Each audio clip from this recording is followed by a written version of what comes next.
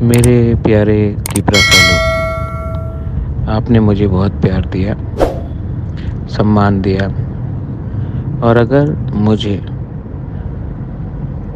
कल से भूख हड़ताल भी करना हो जब तक मेरा सांस चला जाए तो मैं करूँगा। आपको धोखा नहीं दे सकता, और जितना भी बीमार हूँ मुझे कोई परवाह नहीं, फास्ट अनटू डेथ कर लूँगा। लेकिन गवर्नमेंट ऑफ इंडिया को हमारा बात मानना पड़ेगा, हमसे बात करना पड़ेगा।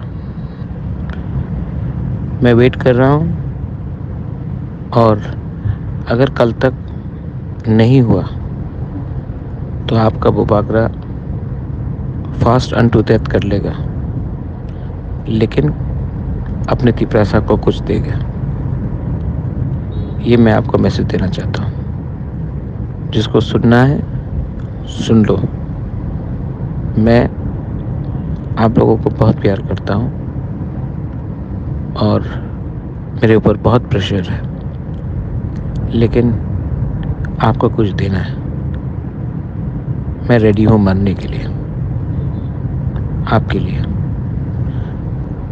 लेकिन आपको कुछ मिलना पड़ेगा। हम भाई।